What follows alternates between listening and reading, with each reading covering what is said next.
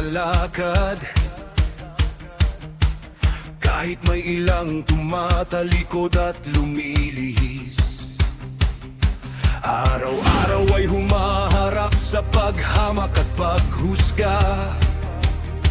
Ngunit hindi kami uurong niyuyuko sa pangamba, sapagkat ang katotohanan ay di matitinag kailanman.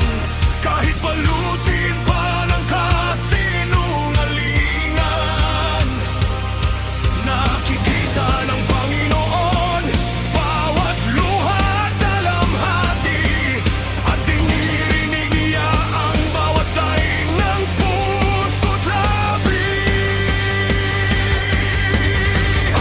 Kami matatag sa panig ng aming Diyos.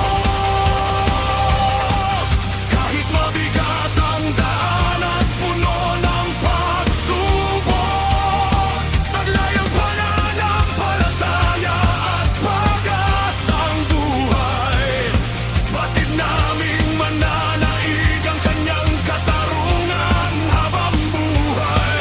Kahit ang sanlibutan ay laban at dilim ang paligid, ang tulong mula sa langit ay aming masasandig. Patuloy kaming mananaig at kakapit ng buong higpit, sapagkat ang Panginoon ang aming lakas hanggang sa bukang liwayway.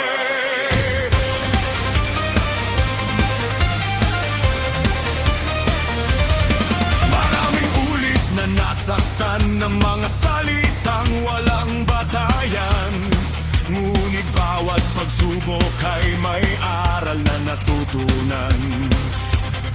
Kahit ang mga paratang ay bumuhos na tila unos sa dagat, ang kamay ng Diyos ay patuloy na gumagabay ng tapat.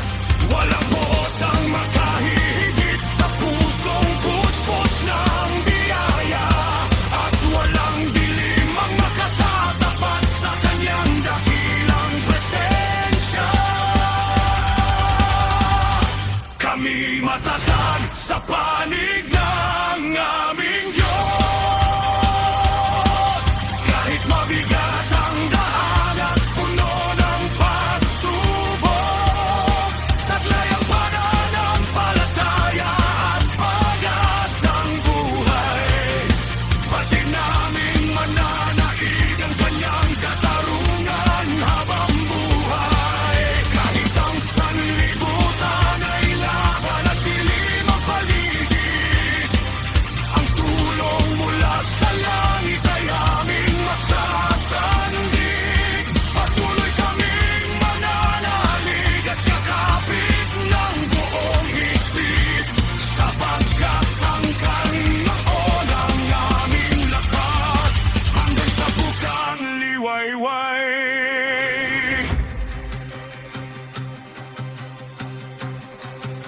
Hayaan silang magsalita at magduda kung nais nila. Ang aming tiwala ay nasa Diyos na gumagawa ng daan. Darating ang araw na malalantad ang katotohanan, at ang mga nananatiling tapat ay tatayong may karangalan.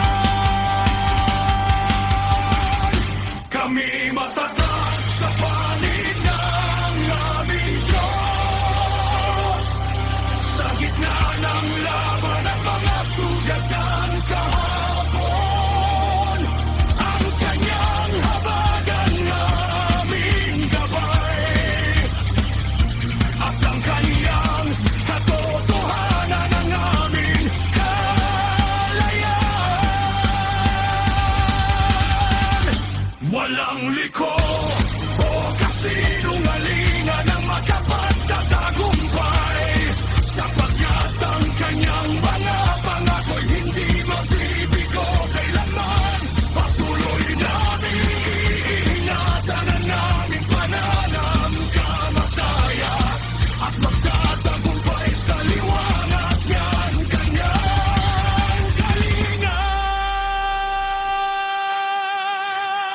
Kahit kami maliitin at hindi maunawaan, patuloy pa rin kaming lalakad sa landas ng kabutihan. Sapagkat ang Diyos na aming pinaglilingkuran ay tapat magpakailanman, at ang kanyang pag-ibig ang magdadala sa amin sa tagumpay.